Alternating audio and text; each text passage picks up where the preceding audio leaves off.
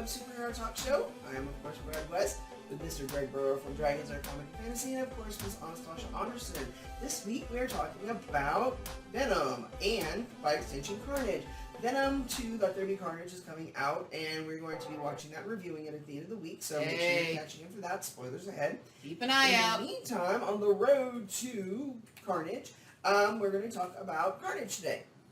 Past couple of days, we filled you in on some of the comic book history of Venom, the ups and downs, the villain, the anti-hero, even the heroic versions of him. Now we're going to talk about Carnage specifically. And I know I'm doing most of the talking because I know most of the Spider-Man-y stuff. Greg and me know a lot of the same Spider-Man-y stuff, but he wasn't really into the symbiotes as much as I was. And I'll be honest with you, I liked them much more in the early days. Yeah. The early days of Venom, the early days of even Carnage, even though Carnage was never my favorite, I kind of dug Carnage. Right, and I have read one story. And you've read one story, but you know what? So, Amazing Spider-Man 361, April 1992, Mark Bagley and David Michelin are credited with creating Carnage. So, there we go. So, yes. So, this is kind of why I got a little bit confused. I did not realize Venom had appeared so much earlier. I thought Venom was like in the early, like 1990, early 90s. I didn't realize that he was already by 88. They already had Venom. Yeah. But Carnage, 4 years later, 1992. And we discussed this earlier. The quick and simple dirty is Eddie Brock was in prison. Cletus Cassidy, a serial killer, was... I don't think he was his cellmate. I think he was just in the cell next door. Yeah, that sounds right. I thought he was nearby. He was nearby.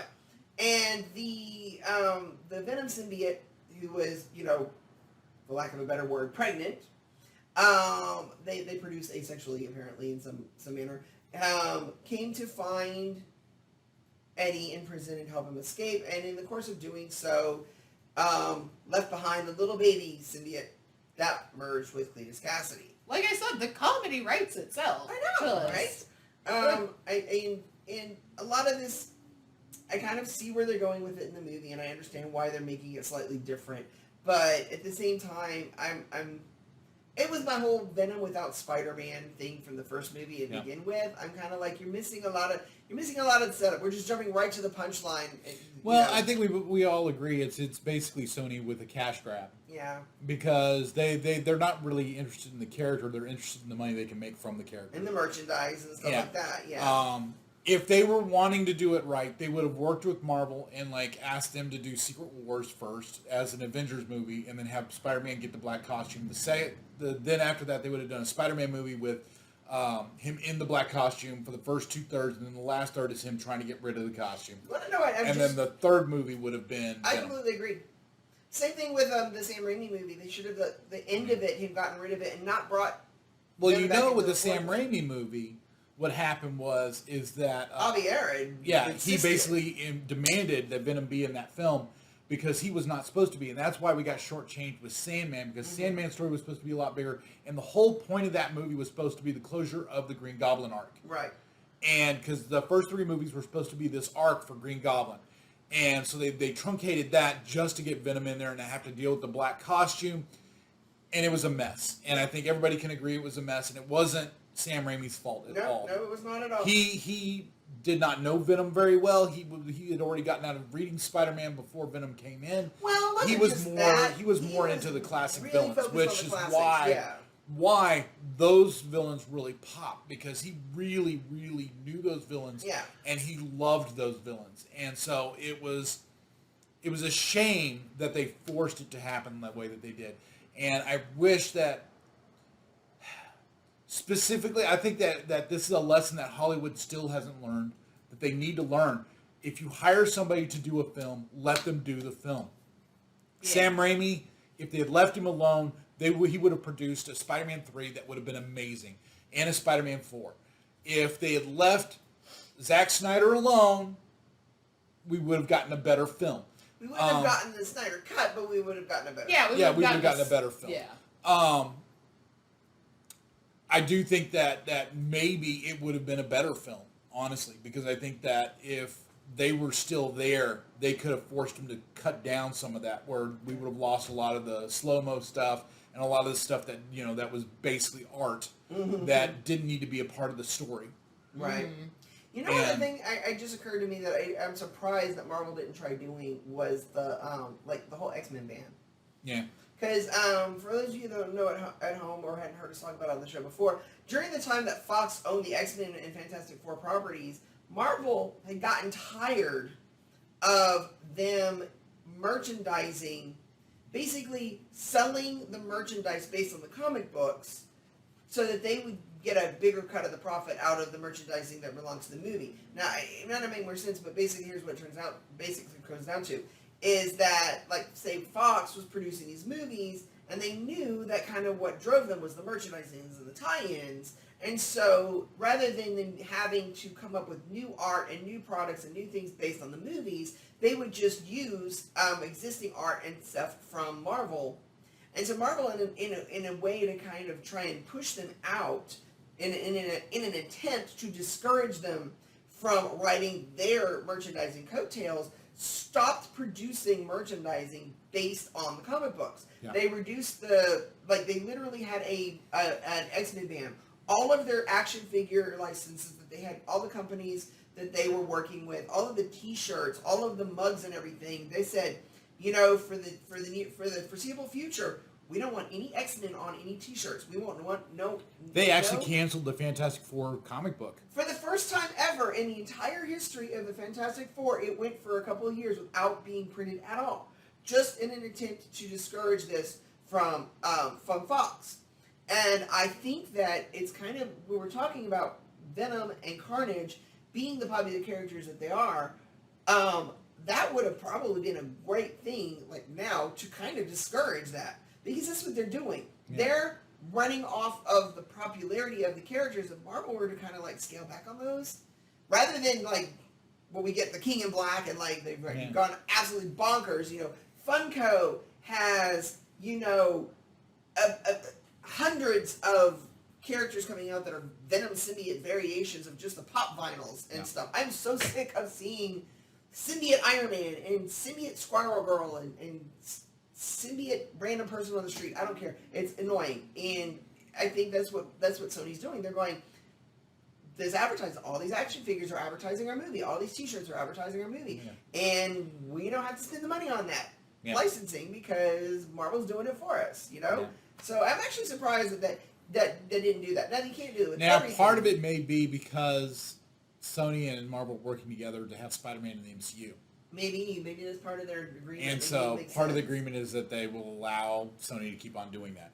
Now, also I think a big thing is that I really am upset and sad that they bumped Morbius again, because I think this is the perfect month for them to bring out Morbius. It would have been, and it would have made so much more sense. And I'm more excited about Morbius big time than Venom. I have no desire to see the Venom Carnage movie. That's why you will not see me in the next episode. Yeah, he's not I'm not going to watch the movie. We're gonna take that bullet. We're gonna do that for the show.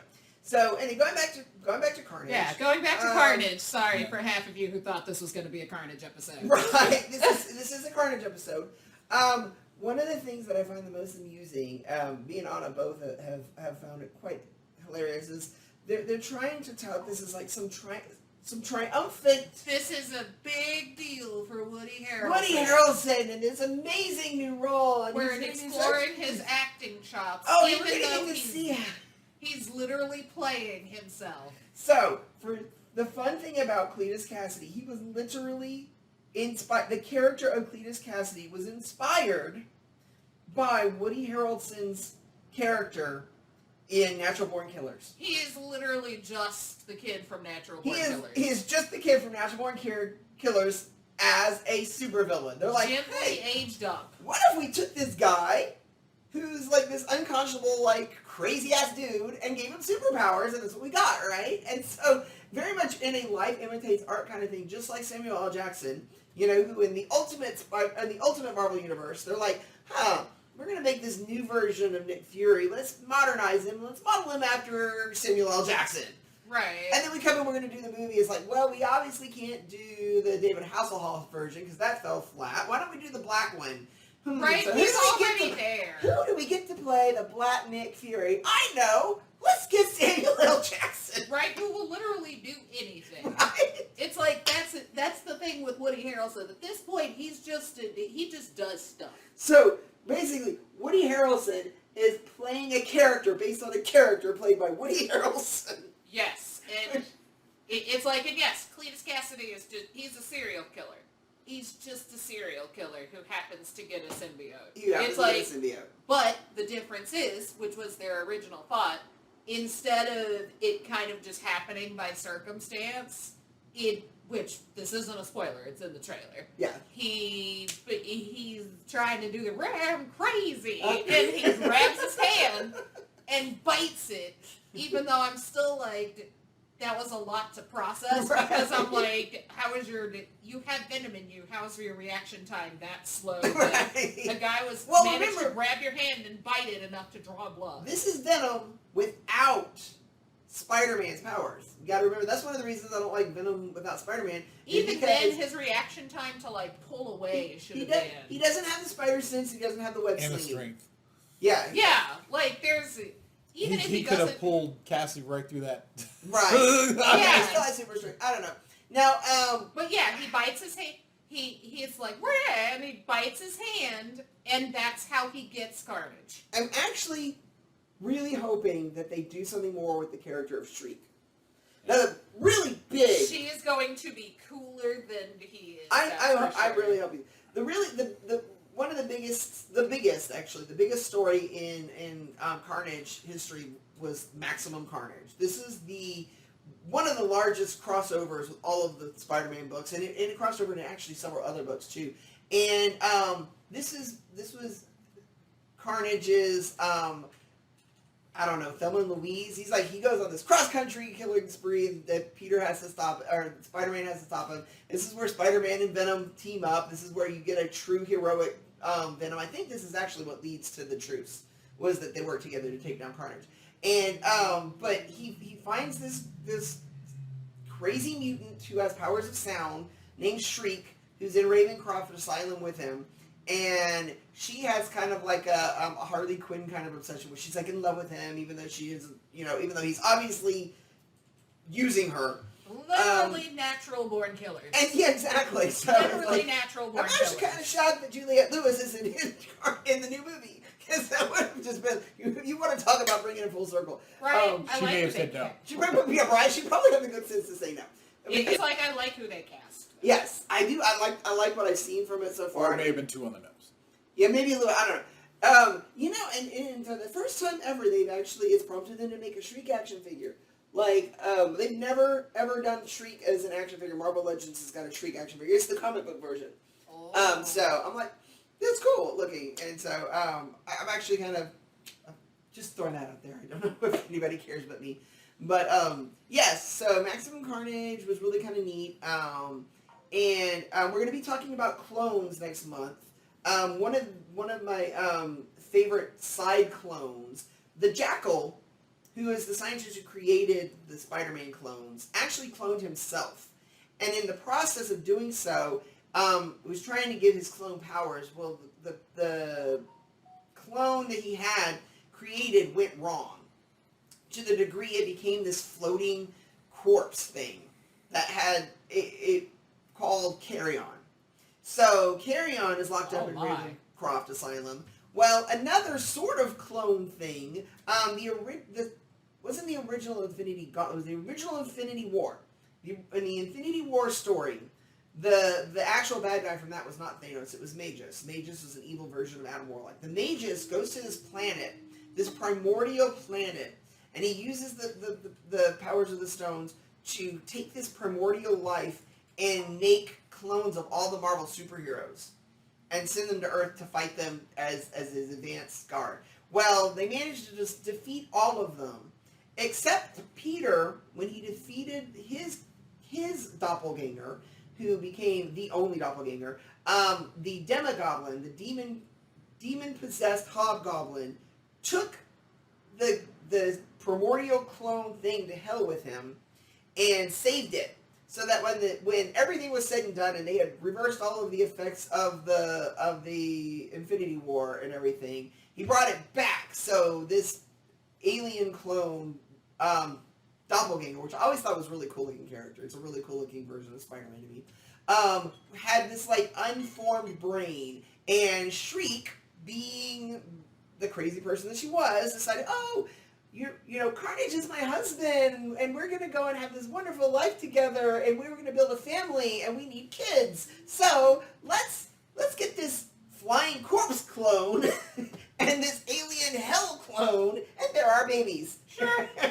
Okay. So they go, comics are silly, guys. that was their thing. The thing I liked about Maximum Carnage, though, is it had a lot of really good team ups. The whole thing was a really good Spider-Man team up storyline, and they kept having as the Carnage family went across whatever, he would pick up different people to help him and to feed him, and then so anyway, that was that storyline. It was enjoyable. Of course, you get to the Spider-Man animated series, and which came out at the time that these stories had come out, and so they decided they wanted to use the new stuff included, and this is why you have Venom in the movies, because Avi Arad had purchased and taken over control of Marvel, and was putting it out there for this other media, and the original iterations of Marvel Studios, which was Marvel TV or Marvel Films, is before they called it. And he had come from owning a toy factory. Avi Arad owned Toy Biz.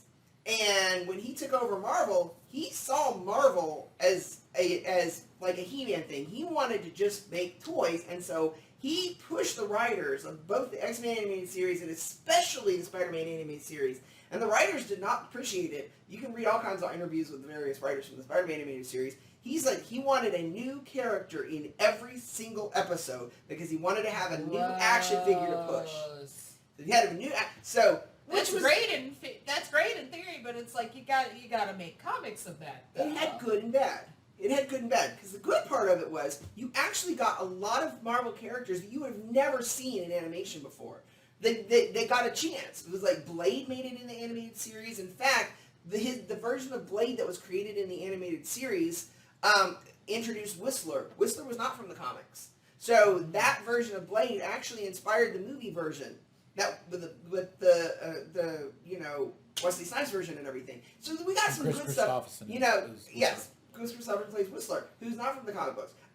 You got a lot of characters you would have never known and seen, but at the same time you got like a lot of really lame characters that you just really didn't want to see. But this actually sold a ton of toys and a ton of action figures, made a lot of money for Marvel, and that's why Avi Arad got big into his head that Venom, he's going to do the same thing with the movies, is basically what he wanted to do.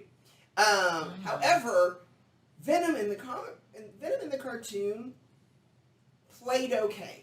Because, he didn't have to actually kill him, because censors were not going to allow Venom to actually eat people's brains. Even though I still have the little action figure voice box that came in the Venom toy by Toy Biz, and you push the button and he literally says, "I want to eat your brain."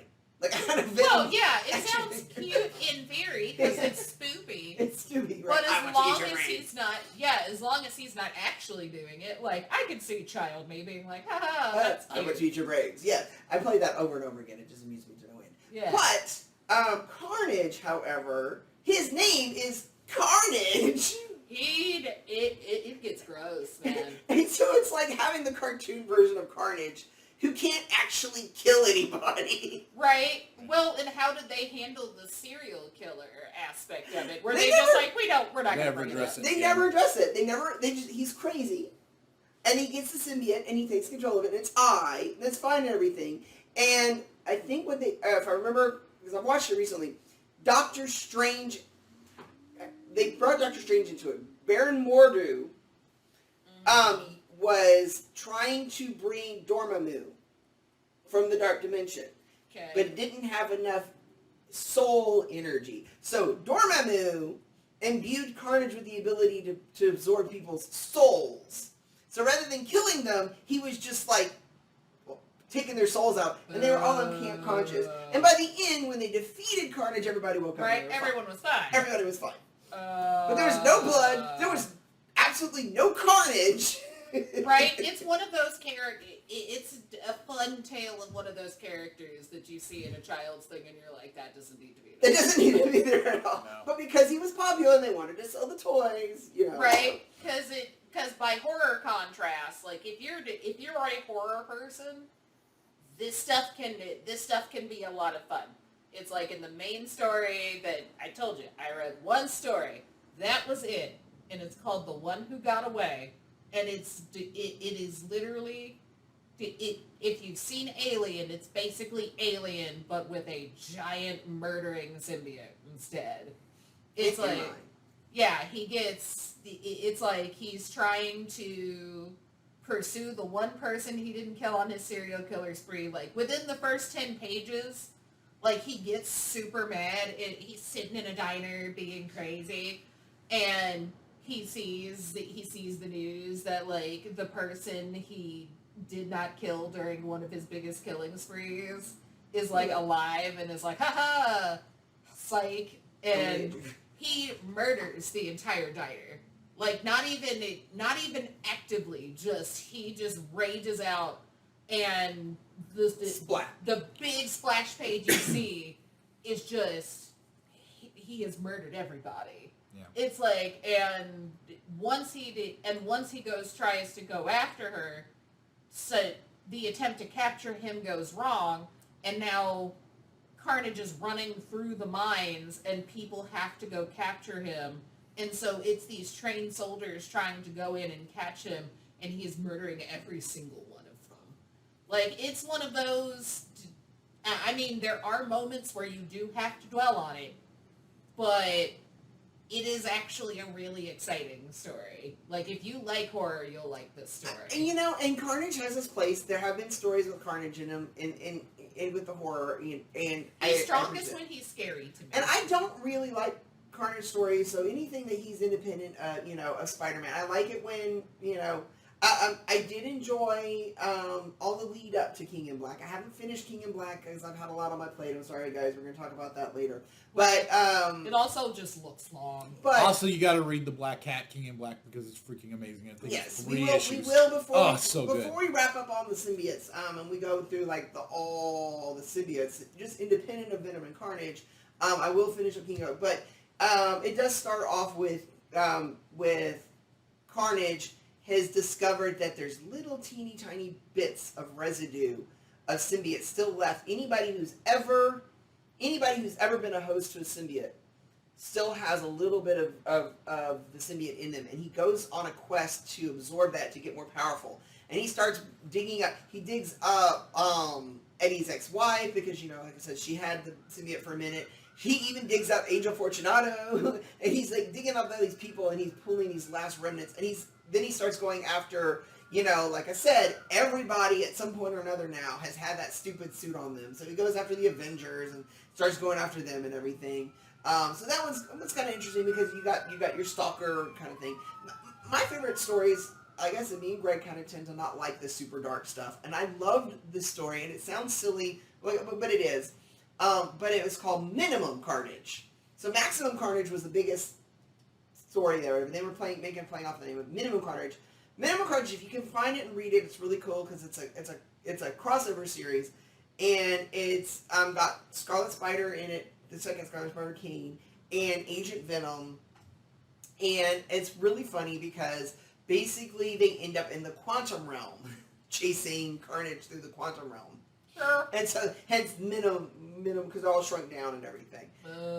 But it was actually a pretty good story, and I enjoyed that one. So it's more fun, and it's less murdery. I think maybe he killed some of the people in the microverse. I don't know, but right. Anyway, so yeah, that's the Carnage stuff. I can't think of anything else that's really important to know about Carnage except for he gonna be very scary. Maybe. Yeah, maybe. I don't know. It's one of those if you like horror and you've seen Natural Born Killers, I'm 80 to 90% sure it's basically going to be Natural Born Killers. So before you guys have seen the film, what are your thoughts on the film so far, just from the trailer? I'm glad they fixed Cletus's hair. Did they? Yes, like the stinger from the first movie, they went way too cartoony. He's way so too scraggly. cartoony. They have this like super crazy. They're trying to make it look like the comic book, and it's like I equate it to the first X-Men movie, where they tried to make a literal interpretation of Wolverine's hair. And, right. And it's like nobody with claws like that is going to take the time to put that much stuff in. That's like the product alone is a mutant power. I don't know. And so, like, as it evolved, and they're like, you know what, we can evoke this style and design without being, quite literal. And we got cooler, like, the whole, like, the 80s flip wings that he had in that the flashback movie for Wolverine. Right, really looks cool. much better. And it evokes the style of the wings without it being, like, literal. And I think that's what they kind of figured out. So when they came back and I'm watching the trailers for the movie, I'm like, thank God. It's a more natural color of red. It's not some completely crazy bonkers clown wig. Right, even though I'm like, for the love of God, stop giving Woody Harrelson hair. Because right. there hasn't been a thing yet I've seen him in where they give him hair and it doesn't look absolutely silly. Listen, from what I can see so far, it looks a little bit better. I'm not sure how I feel about what they've already established. If you've seen the trailers, I'm sorry if you haven't. A spoiler. Might as well. He consumes a part of the symbiote, and that's how he gets it. I don't get that. Yeah, like I said, he grabs his hand and he runs. And it's like, anybody could have, like, consumed pieces of him along with, like, because that thing is everywhere. I mean, it's all over. Well, he's just by the act of Venom creating the blades and cutting people, you've introduced it into the bloodstream. Yeah. If it's that easy to become a new symbiote. So I'm hoping that they explain there's more to it than that, because if it's just because he ate the blood, I'm like, lame. Well, and it's still it's still the establishing question where it's like I said, he has enough time to reach out, grab his hand, force it down in there, and have enough time to bite and draw blood. And even if he doesn't have enough time to react and avoid his hands, he has enough time to, when he grabs his hand like this, he has enough time to react and be like, what the hell, man? It's like, it was something surprising. Because I'm just sitting there like, you have Venom in you. You can just like, right. what the hell, man? So it's like, I do find I am apprehensive. The fact that it even happened in the first place has me like. So I do find that the origin of Carnage himself shall be suspect. I do not know. Shriek looks nice though. Shriek looks cool. Yeah, I'm excited for her. I will say that the first film I liked. Okay, I didn't love it. I didn't love it. But It was entertaining. I liked it. Yeah, it was entertaining. And I was like, okay, if you're not going to have Spider-Man be a part of it, this is an okay film. Way to do it. And I mean, you had great actors doing a great job with what they had. The second film, I was willing to see it up until I saw Tom Hardy say, you can eat everybody. Right. And basically tell the Venom symbiote that he can eat Whoever anybody he wants. And at that point, I'm just like, okay, how are you any different from But Carnage? you know what, And I'm like, I'm done. Out. Yeah, we have time to make up for that, though. Yeah, we'll get into this deeper when we actually review the preview. And also, I really hate that it looks like they're really delving into him being a loser. Yeah. And not It's getting not so with much- his ex-wife or whatever, because I mean, like, at the end of Venom, there was hope there. And it's kind of like, just from the trailers, it kind of shattered that hope. I don't know. I do like feel greasy Tom Hardy, though. I did not feel like there were enough consequences. I felt like a lot of bold things happened, and not a lot happened afterwards. Yeah, I don't feel like that Eddie Brock in the movie really learned anything. I think he got, it was just like, I don't feel like he was redeemed. It was like, if it was a hero's journey, then fine, but I didn't even feel that. I'm like, it's like, by the time it was all said and done, he wasn't really any better of a person. He just... But isn't that kind of what they were going for, though? Because this is all a cash grab. But for a movie... And so it really is up needs to people to needs to try learn to elevate something. it past a cash grab. Yeah. And I think Tom Hardy's doing the best he can with what he's being given. Yeah. Yeah. But even in the comic book Venom, he eventually learned, to let go of his hatred for Spider-Man because he realized it was just doing more damage to him. Yeah. Right. It's one of those that I think I'm also just residually bitter that they kept moving Morbius around because they were like, Venom's going to be the better movie. And I'm like, I disagree. You know what? We're going to, when Morbius comes out, we're going to tell you, I love the character of Morbius. I've got some of the best series that I've ever read. Well, not only that, he's so unique and interesting. Yeah. Because, of course, again, it's Marvel trying to get around the Comic Code Authority and creating a scientific vampire instead of a supernatural vampire to get around the Comic Code Authority. And the cool thing about Morbius, unlike Venom, who was originally created to be a bad guy and eventually turned into a semblance of a good guy, Morbius was never evil. Yeah. He was an antagonist, but he was kind of like the Lizard in that he wasn't a bad person. It's just this thing happened to him, and he had no control over things. Right? He's just a freak. Yeah, and so, it was regrettable stuff, and he has to live with the consciousness. His conscience has to live with this, and the character's more compelling. He's if Sony was to pick somebody randomly out of Spider-Man's Rogues Gallery that would make a compelling movie protagonist, Morbius is definitely high on the list. Yeah. And they picked Carnage instead. And then they were it's fine. So that's where we're going to leave it on that bitter note. Yeah.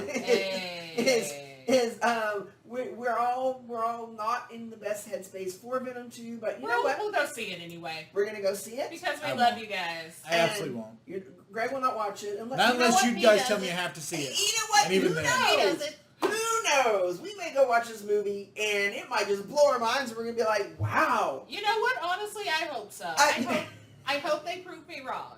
But I don't think they will. No. You know what? The only reason I hope it doesn't do well is because I'm really sick and tired of hearing, let's cross over the MCU with the Sony MCU. And I'm like, I don't care. I really don't. Yeah, there's a lot of emotionally. I don't want Tom Hardy Venom interacting with Tom Holland Spider-Man. I just don't. The only way it would work is if they actually worked with MCU from the very beginning, from the get-go. And they actually said, okay, we want Kevin Feige to be a part of crafting this so that it works with the MCU. Yeah. That's the only way it's going to work, because the only reason MCU is working is because of Kevin Feige.